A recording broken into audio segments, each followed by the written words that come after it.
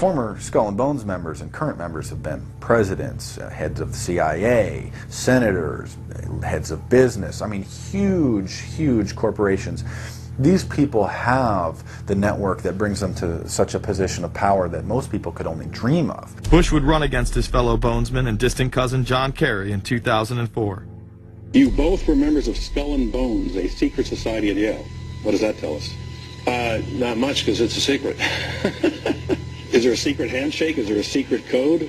I wish there were something secret I could manifest. 322, a secret number? There are all kinds of secrets, Tim. You were both in Skull and Bones, the secret society. It's so secret we can't talk about it. What does that mean for America? The conspiracy theorists are going to go wild. I'm sure they are. I don't know. I haven't seen the web. Number 322? This is an elaborate, occult, ritualistic entry into this group that they are now a member of for life. This culture of death and the occult continues long after college. Later on in life, these pagan rituals carry on in the redwoods of Sonoma, California. And what is the Bohemian Grove? Well, it's a kind of summer camp for the powerful, an all-male gathering in great secrecy. This group was formed in the late 1800s by artists, industrialists, and politicians. Bohemian attendees worship the owl as their deity. The Aztecs, Mayans, and other natives of Mesoamerica considered the owl a symbol of destruction and death. This is why the opening ritual for the club is the cremation of care. During the ritual, the effigy of a baby is rowed across the water by the Grim Reaper and given to a high priest, who then tosses it on a fiery sacrificial altar of a 40-foot owl god. It is an earth-based ritual in which care is burned away. The conscience is symbolically cast aside so that they may ignore the pain they have inflicted on others for the advancement of their own agendas. With this ceremony called the cremation of care, that begins the two-week encampment where the body of dull care, symbolizing woes and concerns, is burned on an altar in front of a big owl statue. When that ceremony ends, they all start to cheer and yell. You have to ask yourself why it is that somebody would want to do that, let alone these elite people. And if you look at the elite throughout history, many of the people that achieve pinnacles of power are into the occult. They seek a supernatural way to gain power. Why are Christian conservatives such as the Bushes and Newt Gingrich attending the Grove? And I recognize I'm not going to be invited to Renaissance Weekend or that Bohemian deal where Newt, Rush, and Dick all sit in a teepee naked beating on tom-toms. Why does the media barely mention the Grove? Because many of them are in attendance. Late political cartoonist Phil Frank of the San Francisco Chronicle draws a reporter thinking about his loyalties to Bohemian Grove as he takes notes for a story. Stories about what happens in these redwoods are hard to come by. A campground statue reminds Bohemians to keep their mouths shut about the Grove. Many world events have been shaped at the Grove, including the creation of the atomic bomb. Discussions at the Grove in the 1930s helped lead to the development of nuclear power and the atomic bomb. Every Republican president since Calvin Coolidge has been a member, as well as many Democrats, including Jimmy Carter. If you look at the membership lists of the Bohemian Grove and the Council on Foreign Relations, the Bilderberg Group, a lot of the key level people are overlapping and are involved in numerous groups. In addition to pagan rituals that take place there, this all-male club also deals with darker themes through the plays Montezuma, which feature Aztec human sacrifice, and Faust, which feature Mephisto. Some of these plays are disturbingly flamboyant. Many of the elitists have a penchant for cross-dressing and singing show tunes. Perhaps that is why much of the all-male staff also happen to be homosexuals. Well, each year, many of them seem to have a stunt or try to come up with a stunt. Last year, in 1980, the popular button was Free the Fortune 500. Bohemian Grove that I attend one time at a time. It is the most faggot goddamn thing you will ever imagine. In 2004, the New York Post reported that gay porn star Chad Savage would be servicing moguls at the Bohemian Grove. In recent years, several politicians have been outed in scandals, including Senator Larry Craig, who tried to solicit sex from an undercover officer in 2007. Even more shocking, it was revealed in 2004 that right-wing blogger James Guckert who had unprecedented access to the White House during the Iraq War was actually Jeff Gannon, a madam and male prostitute for MilitaryStuds.com. During his 2 years writing for GOP USA and Talon News, Gannon officially made over 200 appearances at the White House. Oddly enough, over 24 of these visits would take place when there were no scheduled briefings. He failed to check in or out with the Secret Service on many other occasions, coming and going as he pleased. These type of activities are not new to the White House. In 1989, headlines involving call boys in the White House rocked the cover of the Washington Times. The Washington Times reported today that unidentified White House aides in the Carter, Reagan, and Bush administrations now are being investigated for using the services of a call boy ring. The paper reports that 2 of the male prostitutes were given a late-night tour of the White House last year. Hundreds of credit card receipts obtained by the Washington Times confirm that its clients were key officials of the Reagan and Bush administrations, military officers, congressional aides, and U.S. and foreign businessmen with close social ties to Washington's political elite. This ring extended beyond the White House and into Congressman Barney Frank's bedroom.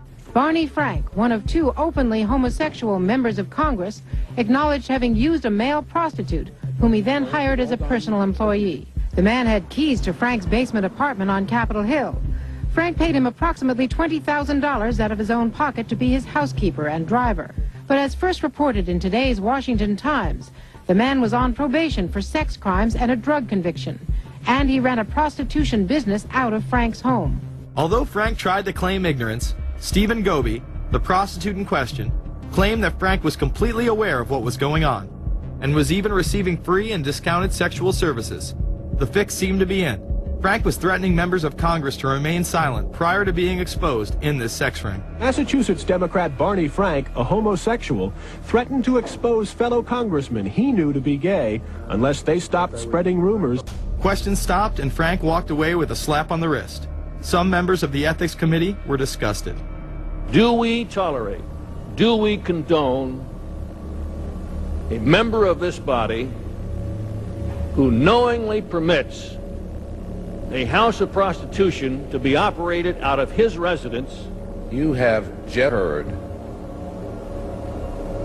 one of the most edited, selective garbage that has ever been put forth, in my opinion, in this House. Again, we see people of the highest levels of power involved in the most repulsive and decadent of crimes. They couldn't care less about the code of conduct that's taught in all major religions about treating others the way that you want to be treated. And then they masquerade, they put this false front on that they're like everybody else, because your average person wants to do right, believes in some sort of a karma, believes in some sort of a divine justice in the universe.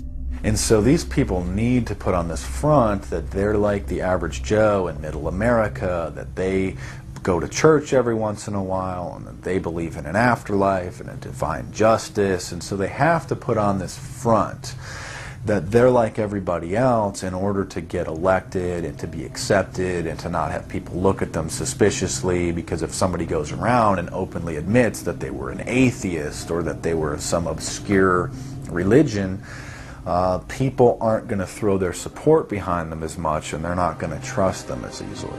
The reality of this behavior is never revealed to the public, as the media keeps any revelations quiet. Unfortunately, these type of activities continue to this day. Florida Congressman Mark Foley chaired the House caucus on missing and exploited children, and went on television praising Chris Hansen's To Catch a Predator series. The Dateline piece has probably done more than any law we can create.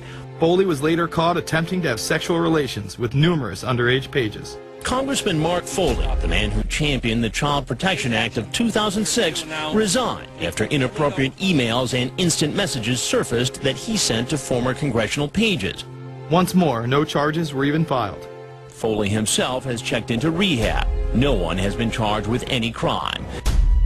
The predator class acts like Roman emperors, indulging in excess that includes sex with young boys, while portraying themselves as men of the Lord. The insanity is that we have allowed an interwoven elite criminal class to rule over us while posing as the saviors of the planet. We have learned they will stop at nothing to achieve their goals and are not held accountable for their crimes. They prey on the system rather than protect it. This is not a new world order of peace and prosperity. It is not a world government to save the earth. During difficult times, we must remain ever vigilant against seemingly positive solutions imposed to suit their aims. Crises there will continue to be. In meeting them, whether foreign or domestic, great or small, there is a recurring temptation to feel that some spectacular and costly action could become the miraculous solution to all current difficulties. We are threatened by a superclass that control the flow of information and hide technology from the public. The prospect of domination of the nation's scholars by federal employment, project allocations, and the power of money is ever present and is gravely to be regarded. We must also be alert to the equal and opposite danger that public policy could itself become the captive of a scientific, technological elite. It is time to put down the remote control, to turn off your Xbox, and start paying attention. It is time to step away from everyday luxuries and pop culture and take action against a monolithic, concentrated evil in order to save what's left of humanity.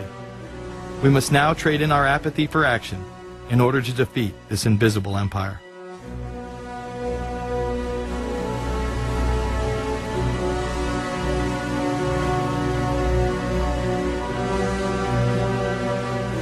How set up are we to deal with this new world order?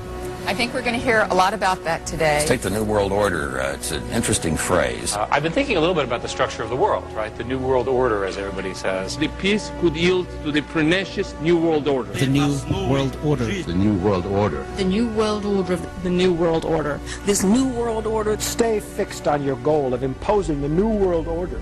We kept talking about a New World Order. A New World Order. That's what we need now. A new world order with swing. One war and one victory doth not a new world order make. Conservatives used to believe in the United States of America rather than the United States of the New World Order. The ambition to create a new world order. Whose world order is this? And of course what he called it was the New World Order. Respect for a new world order. We can see a new world coming into view, etc., etc. That's the core of the New World Order that we want to try to build. It's the sole superpower, New World Order. New World Order. A new world order. To a new world order of peace. Let's say a new world order, for want of a better term. Entities of the new world order. The whole concept of New World Order is something else. It really says that the state is God. The state will play a bigger role in the economy. New order. What Wilson wanted was a new world order, not just a new world order. In order to compete in the New World Order. In this New World Order, this is the third leg of the New World Order. We had the World Bank, we had the IMF, and now we had the World Trade Organization. A rigid New World Order. This hoped-for New World Order. Constructing a new world order. In the New World Order of the 21st century. The new world order we're going to put in place in this New World Order.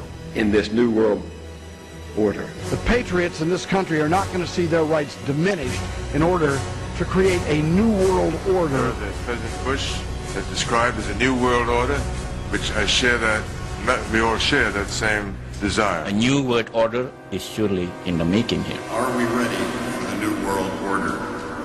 It's a timely and often controversial question. You don't hear a politician speak the way you do in America. It's about the future of Europe and a new world order. Mr. President, thank you so much, and I hope to have you again, and I hope to see you again.